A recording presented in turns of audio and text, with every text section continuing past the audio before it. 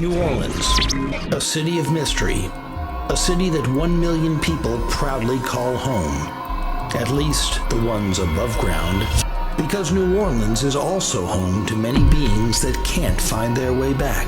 Watch as our group of paranormal investigators attempt to discover these lost souls. Join us as we explore New Orleans, the most haunted city in America. As you may already know, ghosts are hard to figure out. They can be shy or noisy. They can be harmless, or, if you'll pardon the expression, mean-spirited.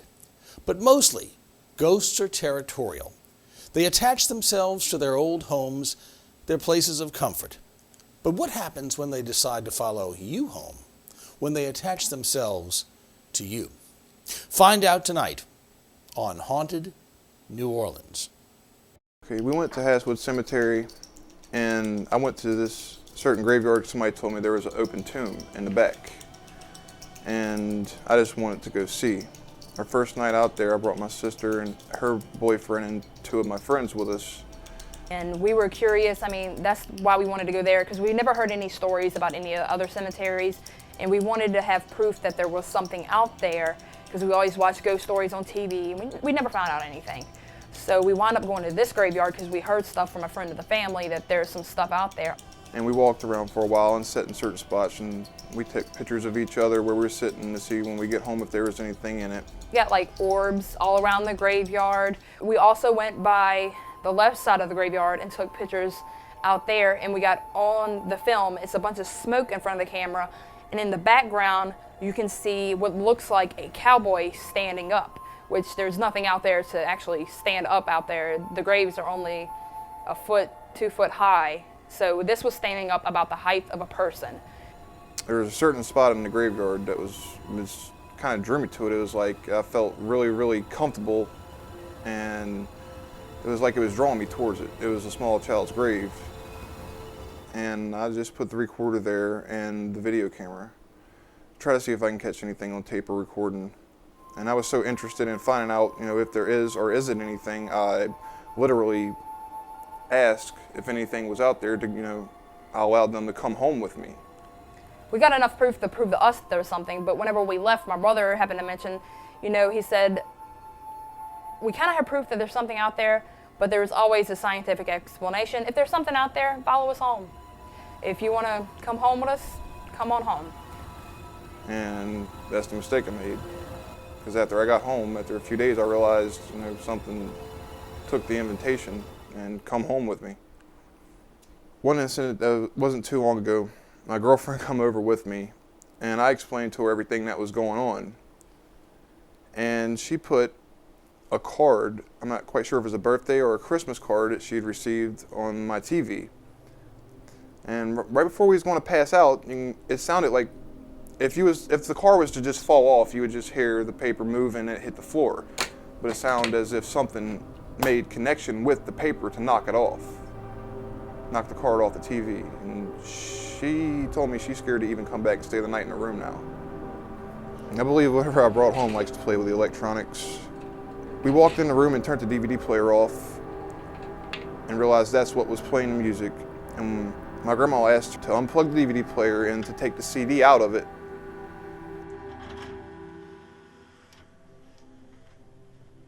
And we realized there was nothing in the DVD player. There was no disc at all whatsoever, CD or DVD. It was empty. So there's really no way of it playing any music at all whatsoever. We were sitting down, and I was explaining to him, I said, has anything else weird been going on? And he explained like the DVD player turning on whenever it's unplugged, which is a little crazy. The TV coming on the same way, and they'll try to turn it off and it just wants to keep turning on. And I explained to him what's been going on with me, and we think it's kind of related to that graveyard, that something actually come home with us. They didn't show themselves at first, but after a while they finally come home with us. Sometimes when we use the recorder, we run into problems to where when we leave the recorder by itself, it turns itself on and off. It stops the recording before we get back, and you can hear the recorder being moved around when nobody's in the room with the recorder. And I thought it may have been the Vox on it that is voice activated, and we realized that that was off. And then I thought, you know, even if it was the Vox, I had the recorder setting next to a fish tank with a running fish pump that is plenty enough to keep it on. So I tested it and put it on Vox. And I set it next to the fish tank and left the room and come back and listened, and that fish tank was plenty enough vibration right next to it to keep the recording going. The time that it cut itself off, it was sitting right next to the fish tank. And then he got fed up with that. So he went back in the room. He said, look, whoever's in here, don't mess with the recorder. Just, if you have something to say it. And then we're going to leave the room and we're going to come back. So we went into the room, put the recorder down, said that, shut the door, come back, and then went back in there. Well, we were all there. We know my brother didn't say anything, and I didn't say anything, and James didn't say anything. And we played it back. Before my brother starts speaking, you hear clear as day. It's not faded away, nothing, it's clear. It says, "Leave me alone."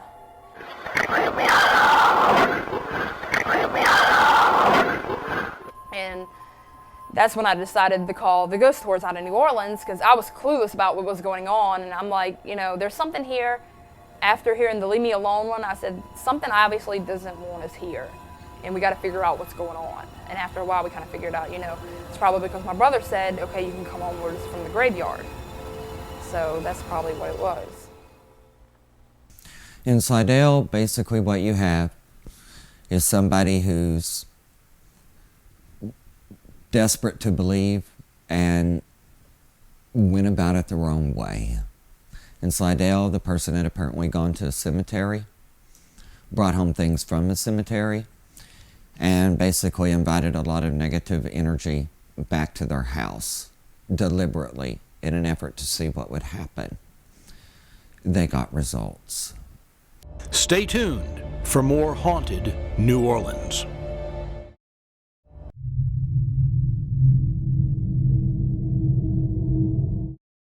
People often will dare spirits and dare ghosts because A, they believe that there's something out there, but B, they believe that they could be in control of it or that nothing would really happen. Many times something will happen. If you poke a spirit, it will poke back. The young man that I met in Slidell definitely had a rider being a spirit that's become attached to him, that is not friendly to him or to his enterprises. When I met him, he said that he had the flu. I don't think he necessarily had the flu. I think that the spirit was making him ill. So I used an athame, a knife, to cut the spirits from around him.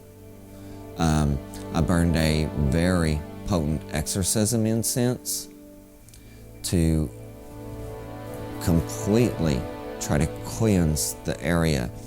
In this case, unlike simple sage, I didn't want the two to be able to peacefully coexist. I burned the exorcism incense to get the spirit off of him and send it back to where it came from. Instead of sage in this instance, I burned sweetgrass, which is very healing and very sends a lot of positive energy into the body. The myth versus the reality of getting rid of spirits is simply that most of the time you're not going to be able to get rid of them.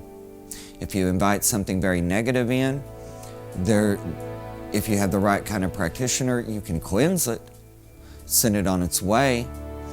But if your house is haunted, the best thing that you can do is try to peacefully coexist with the spirits, understand what kind of spirits that you have, understand their attitudes and their personalities, and don't let it dominate your life.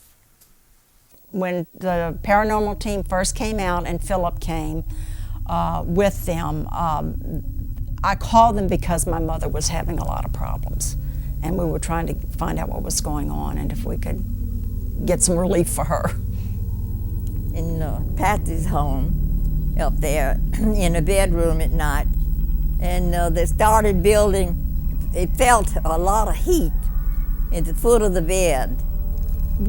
There was this real burning. I had to draw my feet up and or keep them out of the heat line.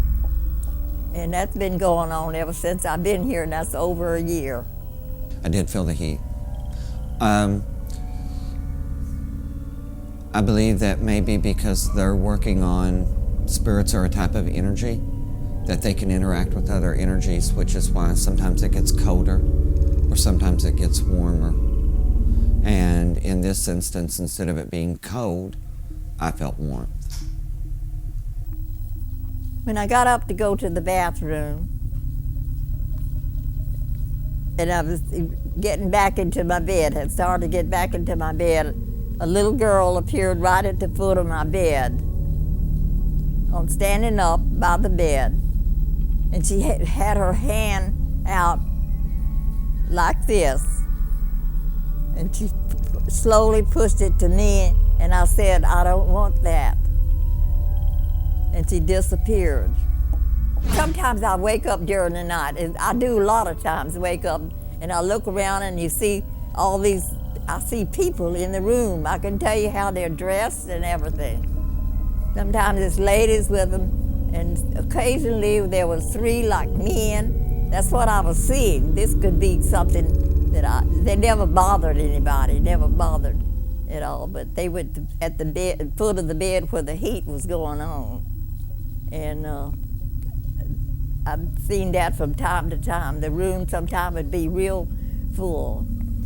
The reason I believe that small children and that old people, extremely old people, especially if they're ill, are more aware of spiritual activity than, say, someone in their 20s or their 30s is simply because if they're really young, they just got here from the other side, and if they're extremely old and ill, they have one foot in the other side. So their perceptions are very different than, say, somebody who's 34. The cleansing that I did was I sprayed some rum, I used sage, and I sprinkled some salt in a ritual to cleanse the space. Most of the time, a lot of time, it's not going to get rid of the spirits, but it does make the people who live there feel more comfortable. And I was having a lot of knocking of furniture before that time, and all of that got a lot better, a lot better. It almost stopped completely. Every once in a while now, that's been since the spring or early summer, every once in a while now I will get some knocking sounds on the furniture. Probably I don't think that it necessarily gets rid of the spirits. What it does is it grounds the energy in the house so that the living and the dead that are coexisting there, for lack of a better word, get along better. This is Haunted New Orleans. I would not urge a person to just walk around the house sprinkling salt. If you don't know what you're doing, don't do it. Most of the time what you're going to do is probably rile up the spirits. So if you've been having trouble with not being able to find your car keys or hearing people walk around your house, it's just going to get worse. You do need to bring in a professional who understands what's going on and can ground them out. Or if it's something that's not indigenous to the place that you brought home, hopefully, and it, like I said, it does not always work, but cleanse them off of you. You're watching Haunted New Orleans. I am Carla Vase. I was born in Mississippi, moved to Rock Springs, Wyoming, where I lived many, many years, got married, had my children, was widowed, and moved back to New Orleans about 6 months before Katrina. I needed a bigger space. My kids, after the storm, we all came back together, and I was in this tiny little condo here in New Orleans, and we needed more space. And I drove by and saw the house, and I absolutely loved it. And I loved the Lower Garden District, but there was just something about the house that I loved. I mean, when we bought the house, I didn't really have a lot of history on the house. I thought it was bizarre the way it was decorated and some of the things we found in the house. My neighbors, basically, after I moved into the house, started telling me the interesting little tidbits about the house, about the animal sacrifices and the people that owned the house, the cult that was here before I bought it. It was a combination of Santeria, voodoo, some kind of Egyptian kind of, cult. When we bought the house, there were no mirrors in the house. We have a mirror here that's original to the house that was painted over. A lot of times, though, people will cover mirrors because mirrors tend to be portals. In witchcraft, we use mirrors for divination. We use them to repel and send back negativity, and sometimes to focus energy onto someone else by drawing a symbol on the mirror for healing or blessing or protection. There were blank canvases all over the house. Every place there should be a piece of artwork was a blank canvas, just a white canvas, and they were everywhere, and they were huge. They were all over the house. And when we bought the house, there was a caretaker that was taking care of the house who was a member of the cult.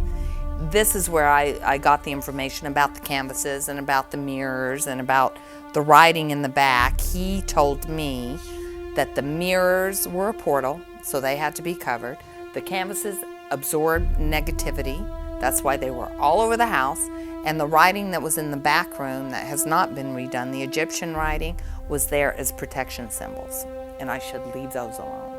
When we started remodeling the house, it was a lot of bumps, a lot of doors closing, dogs going crazy, whispers, those kind of things. Things missing, tools missing, being in different rooms. When you're renovating, everything gets louder. There's a lot more activity. And the closer we got to completion, the more low-key it became. And now it seems to run, I don't know, in waves. There's either a lot of activity or nothing at all. It's just when you're thinking, okay, it's all gone, something weird will happen again.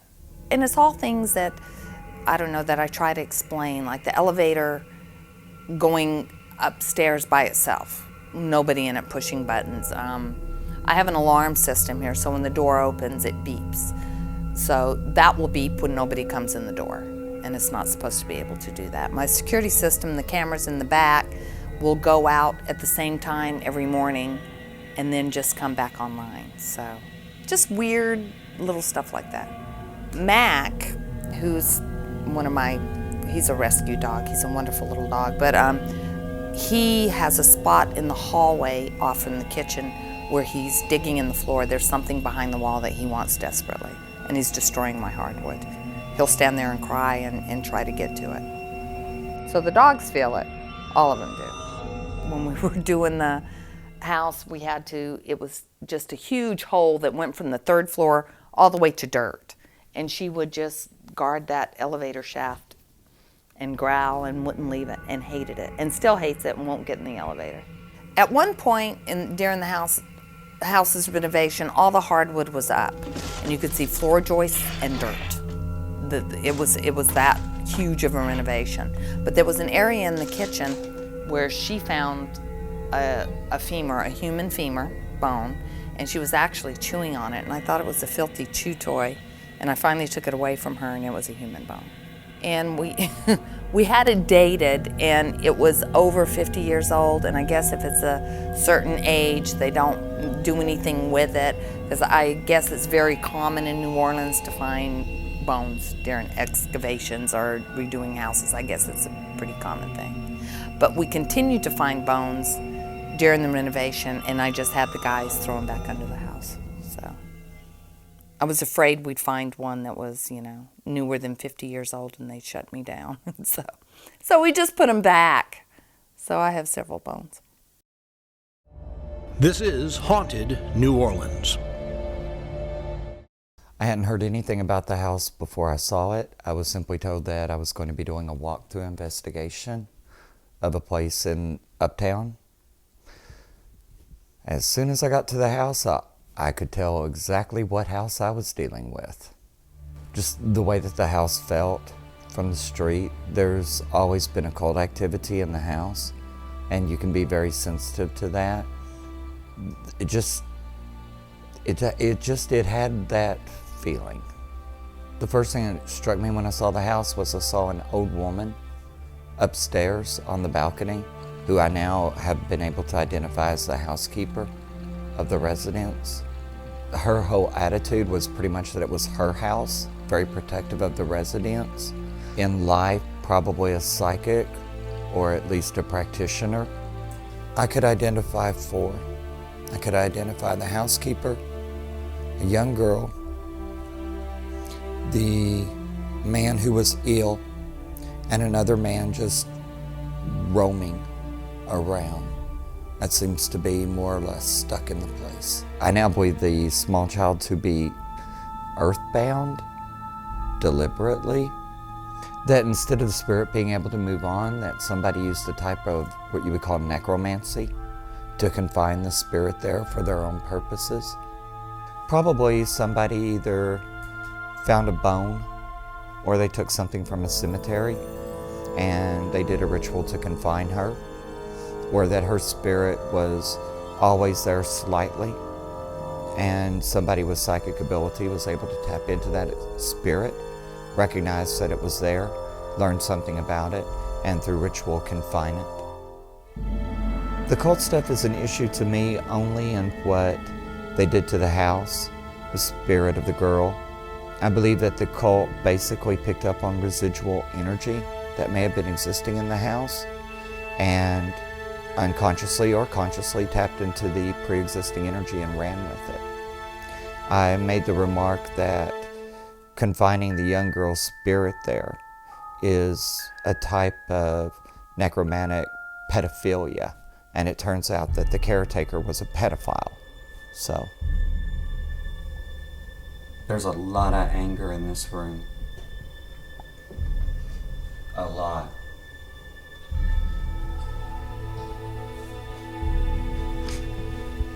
There's definitely somebody in here. It's watching me.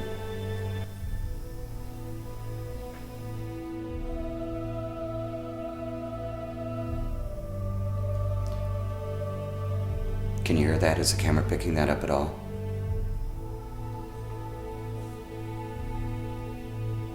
I got a word secrets. I think I heard lawyer.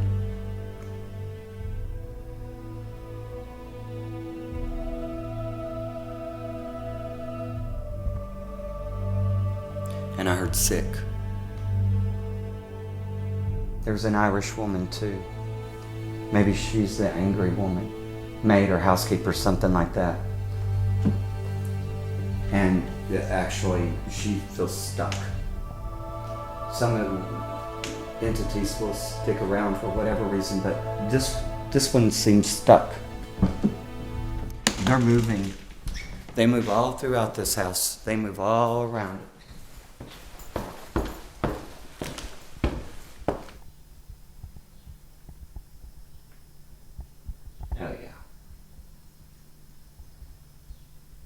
I feel like the younger one just maybe crossing through, got stuck. Sometimes I believe that spirits roam. So the younger man could be indigenous to another house in the area, and due to the activity that was going on, might have just stopped in.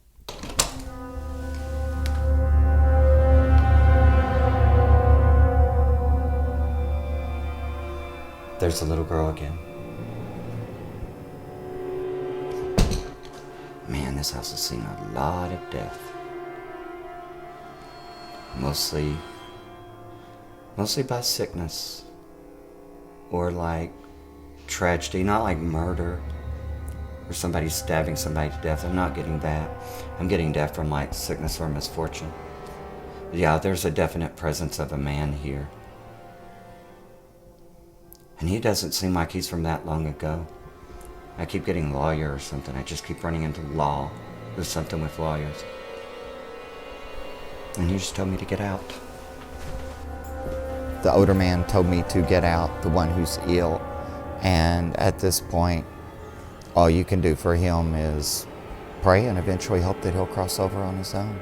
The strongest concentration of occult activity seemed to take place in the backyard and in the small house in the back. I don't know how long ago, maybe within the last 60 years, last 100 years. But this was the ritual room. This is where the magic happened, literally. tremendous amount of ritual here. Not all of it good ritual work either. But this is where a lot of it happened. Yeah. I guess so. And as I said during the original interview, I felt like that had been going on then at that house for a very long time. That even during the time of slavery, voodoo rituals might have happened in the back, as long as they were quiet, private. Whoever the occultist was that had the house primarily focused their activity and their personal space in the back. I feel like there might have been a tree here once. The owner said she didn't take it down. It might have already been gone before she bought it. But the first impression that I got when I got back here, maybe it was like during an epidemic where they simply had no choice or something. And I don't feel like the child had any kind of life for any great length of time. So it was either stillborn or it survived for a couple of hours. And it was buried, but it was buried out here by a tree.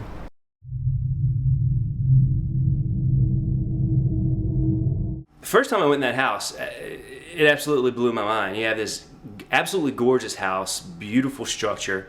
Walked in the front door, and the first thing I noticed are these two giant creatures, basically cast in bronze or some kind of gold. I don't even know what it was. It was absolutely gorgeous.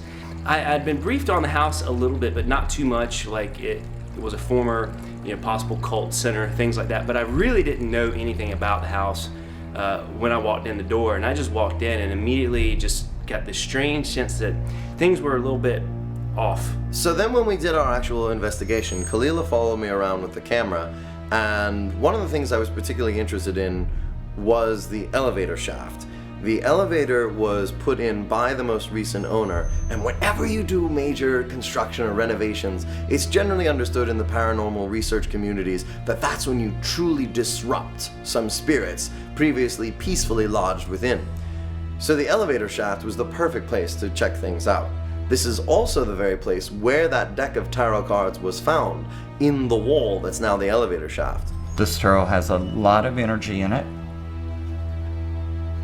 Probably because of the house, but because of the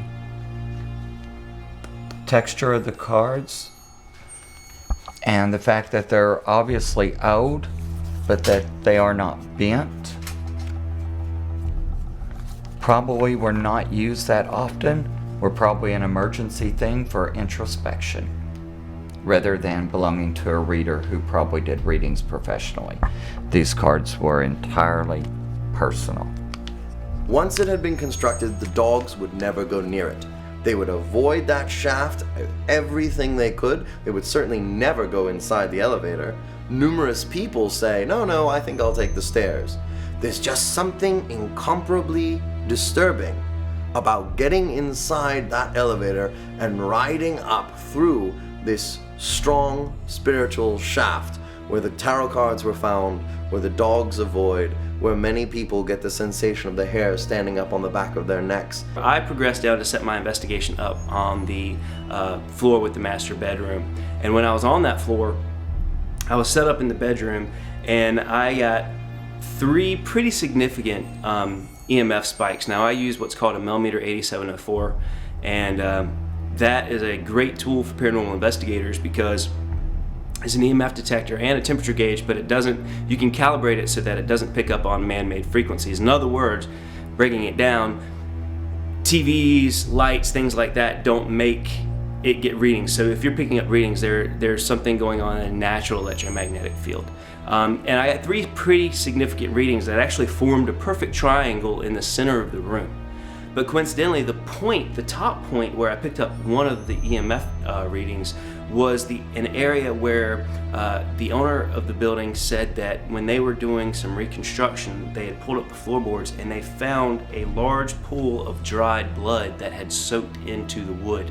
Now, there was really no way to say how old that blood was or how long it had been there. Maybe it had been there before the cult. Maybe it had been back in there in the 1850s, 1860s, 1900s. We don't know. This house apparently has had a very long, fantastic history. So really no explanation why I would get a high EMF reading right there. Is it coincidence? I don't know. Afterwards, when I was talking to Carla privately, she said that the exact 3 areas where I described getting electromagnetic readings, before I didn't even prompt her, she said that in these 3 areas she's actually had paranormal experiences. She had seen an old woman walking, clutching her stomach. She had seen a rather tall gentleman kind of lurching out of the bathroom. And also, when I was interviewing her privately, I had set up just for my own records, I was interviewing her on videotape.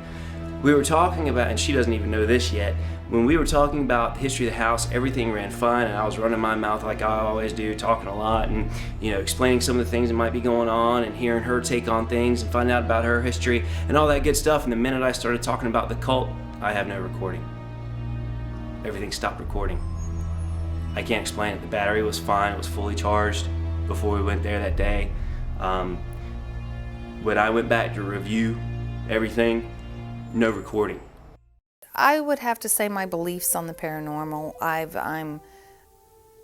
experienced some things in my lifetime. I'm skeptical, I would have to say. Unless I see it, I don't really believe it. But I can't, I can't push aside the things that have happened either. I believe that the person who lives there now loves the house, enjoys it. If her and the housekeeper can come to terms, they'll get along just fine. I believe that the living and the dead can coexist. Is there something going on in that house? You better believe it. There is definitely something going on in the house. Some of the things I think are tied to the cult. I think some of the things are tied to the history of the house. It goes back so many years that the cult's kind of like a recent peel of the onion. I wouldn't put too much emphasis on the occult thing. I believe that could be cleansed and cleared and should not be an issue. I'm on the fence, I'll put it that way. No, I'm not on the fence. I believe it. After buying this house, I believe it. Buyer beware indeed. The next time you think you're in the mood for a little piece of New Orleans history, make sure you dig deep into the history of the house, and deeper still beneath those floorboards or that tree stump in the backyard. You never know what unearthly spirits lie beneath the foundation that is haunted New Orleans.